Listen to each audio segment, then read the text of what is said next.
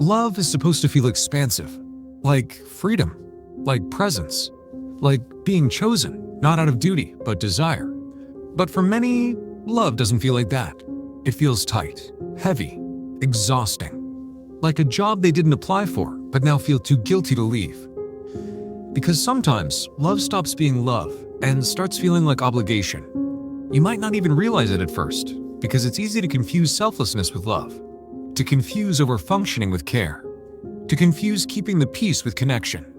But beneath all the giving, all the showing up, all the silent swallowing of your needs, there can be a subtle resentment that grows. Not because you don't love the person, but because somewhere along the way, you forgot how to love yourself too. This happens more than we think.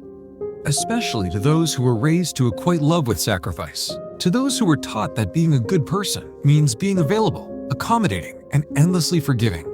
They grew up learning that love meant putting others first even when it hurts, silencing their needs to avoid conflict, staying even when it feels like they're slowly disappearing. And over time, the heart begins to confuse love with performance, not presence. When love becomes obligation, you can feel it in your body. A tightness in your chest before returning a call.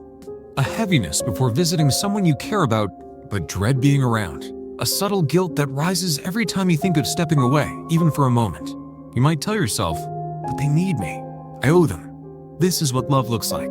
But deep down, part of you is whispering, this doesn't feel like love anymore.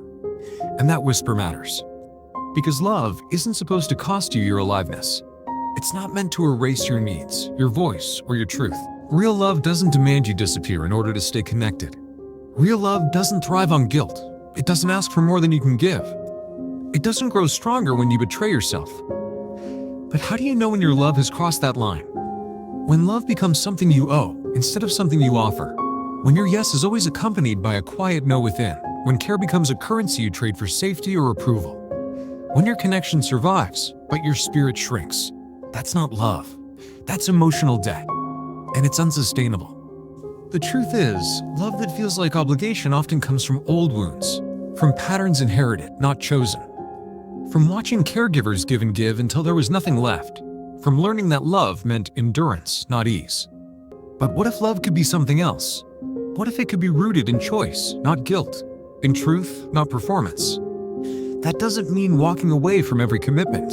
It doesn't mean abandoning people who matter to you. It means telling the truth to yourself first.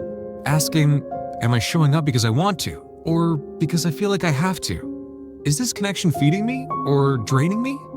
Do I feel seen here or just need it? These aren't selfish questions.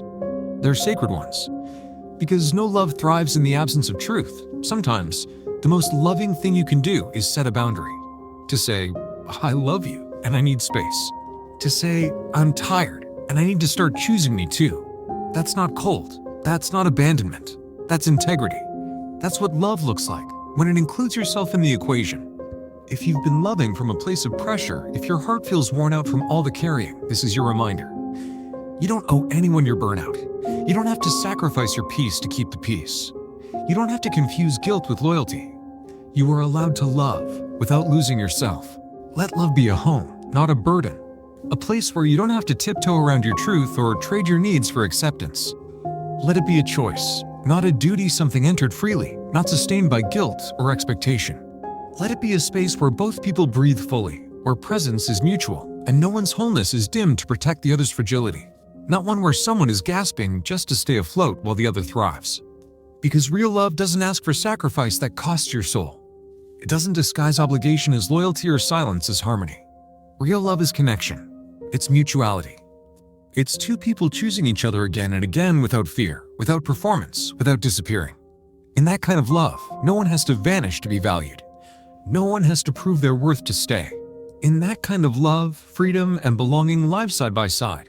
And that's the kind of love your heart was made for.